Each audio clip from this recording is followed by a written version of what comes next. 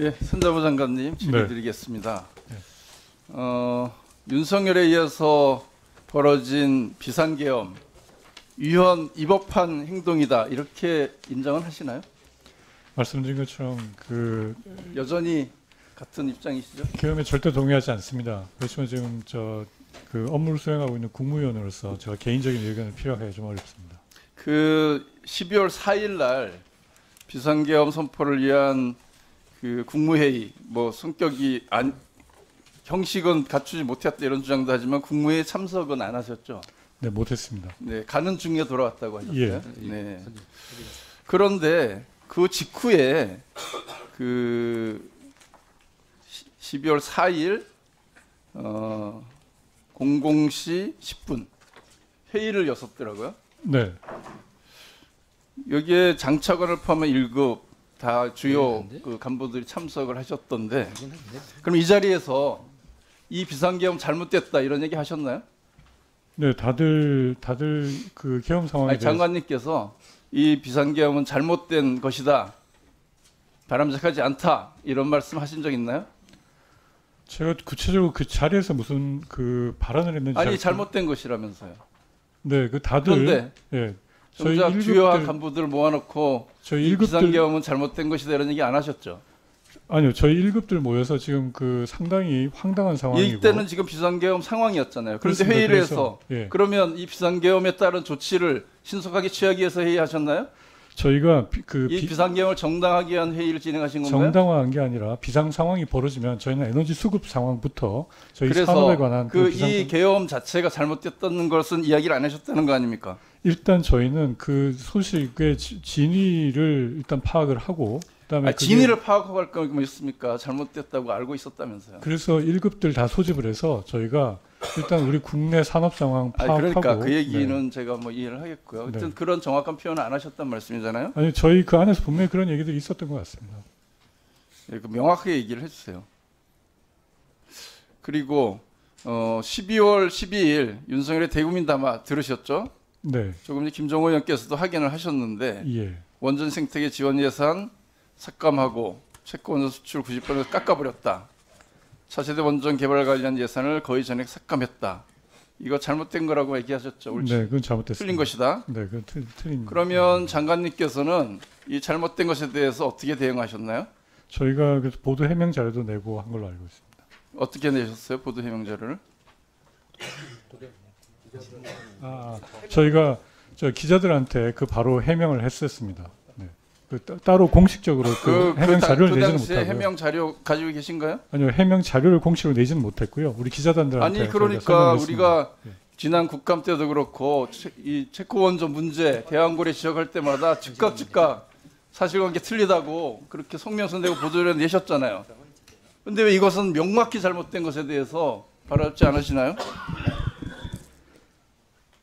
잘못되신 거죠? 바로 내세요, 지금이라도.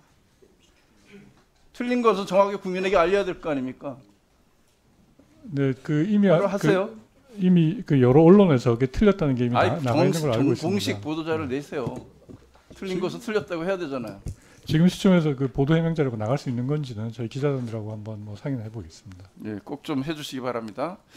그 예산 확보 관련돼서 비상계엄의 이유 하나가 예산 확보 안 해줘서 그렇다는 거잖아요. 그 동의하시나요? 대왕고래 예산 확보 안 해줘서. 그게 언급은 됐었지만 그것도 하나의 이유잖아요. 그 지난 3일 비상계엄 발표 당일에 우리 박성택 산업부 1차 관님 계시죠? 예. 기자간담회 그날 하셨잖아요. 예, 했습니다. 용산 대통령실에서 상황을 매우 엄중하게 바라보고 필요한 조치를 하고 있는 걸로 안다. 계엄 준비하고 있는 거 알고 계셨어요? 뭐 전혀 알 도리가 없습니다. 그런데 왜 이런 말씀하세요? 필요한 조치가 계엄이었잖아요. 저희가 브리핑을 끝나고 기자 중에 한 사람이 여기에 대해서 뭐 대통령실은 뭘 하고 있냐 물어서 제가 상식적인 엄중하게 답변을 한 바라보고 겁니다. 필요한 조치가 한다고 했잖아요. 엄중한 조치를 한 게 당시에 그 전날 국무위원들도 이 그 감액 예산안이 통과된 거에 대해서 입장 발표도 있었고 당연히 이런 문제에 대해서는 제가 볼 때 이 워딩으로 보면 차관님 알고 있었던 것 같아요. 뭐 그럴 리가 있겠습니까? 그러니까 나도 믿고 싶진 않은데 전혀 사실이 아닙니다. 중기부 장관님, 네. 그 12월 2일 날 네. 이것도 소상공인 지역 상권 민생 토론회 이 대통령 행사 같이 참여하셨죠? 네, 그렇습니다. 이때 그 공주 산성시장을 방문했는데 그 직전에 민생 토론회에서 대통령이 이렇게 얘기했는데 기억나시나요? 여러분이 피부로 느낄 만한 정책이 바로 시행될 것이다. 정확한 저기 문구는 기억은 나진 않습니다. 그래서 제가 보니까 피부로 느낄 만한 정책을 바로 시행했지 않습니까? 소상공인 대책과 관련된 말씀을 하셨을 그때 겁니다. 그래서 비상계엄을 선포해서 피부로 느낄 만한 정책 시행한 거 아니에요? 그래서 소상공인들에게 엄청난 고통을 주는 이 행동을 대통령이 했잖아요. 그 자리에 같이 그 동석하시고. 당시 민토에서는 소상공인들과 관련된 논의가 있었습니다. 그래서 소상공인 매출이 지금 절반 이상 줄었고 아까 보고에도 보니까 매출 감소가 88.4%가 매출 감소를 경험하고 있다 이렇게 얘기하잖아요. 이제 그 조사를 했을 때 그렇게 느끼는 분들이 계시다라고 하는 소고견의 조사가 그러니까 있었습니다. 단체 예약도 다 취소되고 있고 네, 지금 매출 증진을 위한 노력이 필요하다. 다행히 탄핵이 돼서 조금 나아지고 있다고 하는 거잖아요. 그 안정이 되기 위해서 노력해야 된다 하는 인식들을 가지고 그러면 있습니다. 네.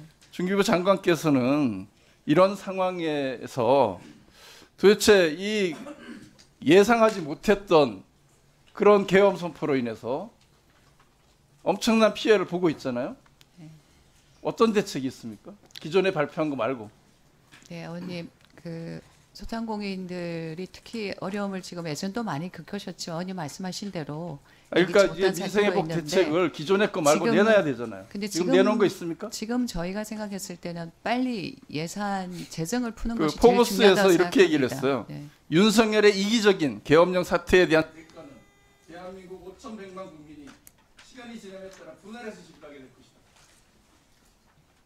끝까지 민생을 잘 챙겨보고 일단 예산을 지금 빨리 푸는 것이 저는 필요하다고 생각하고 있어서 일단 그 준비에 매진을 하고 있습니다. 그거 외에 추가적인 대책이 네. 필요하다고 생각 안 하세요? 네, 같이 이제 하면서 노력을 지금 해보요. 의견들을 좀 들어보고 재정당국과도 협의를 하겠습니다. 네. 네, 수고하셨습니다. 다음으로 존경하는 곽상은 의원님 질의해 주십시오. 예, 시작하기 전에 거기 제가 지금까지 질의하면서 한 번도 소리 지른 적이 없습니다. 예, 제가 좀 거기